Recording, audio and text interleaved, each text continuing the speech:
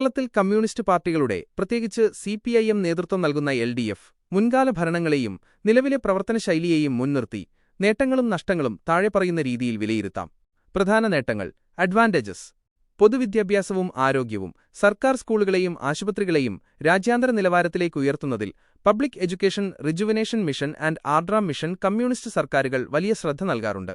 ഇത് സാധാരണക്കാർക്ക് മികച്ച സേവനം കുറഞ്ഞ ചിലവിൽ ലഭ്യമാക്കുന്നു. സാമൂഹിക ക്ഷേമ പെൻഷനുകൾ.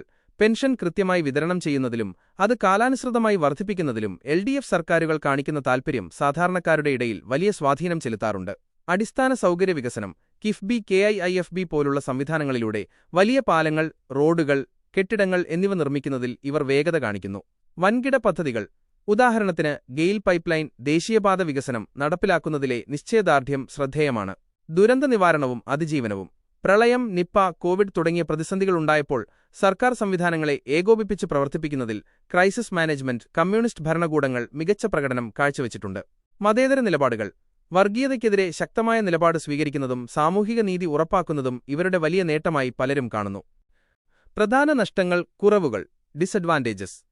അമിതമായ രാഷ്ട്രീയവൽക്കരണം. ഭരണത്തിന്റെ എല്ലാ തലങ്ങളിലും പാർട്ടിയുടെ സ്വാധീനമുണ്ടാകുന്നു എന്ന വിമർശനം ശക്തമാണ്.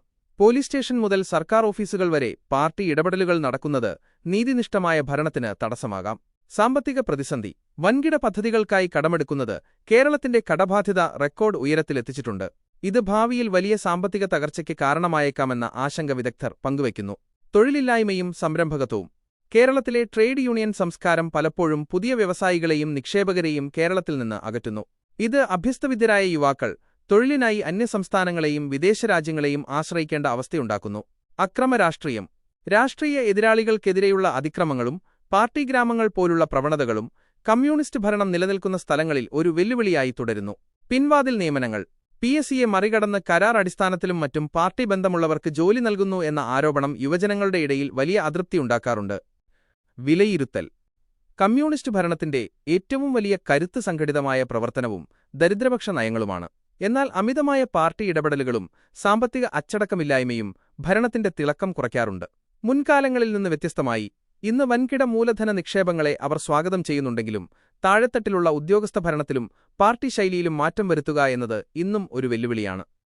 കേരളത്തിന്റെ വികസനത്തിന് വൻകിട പദ്ധതികളാണോ അതോ കടബാധ്യത കുറയ്ക്കുന്നതിനാണോ മുൻഗണന നൽകേണ്ടത് എന്നാണ് താങ്കൾ കരുതുന്നത്?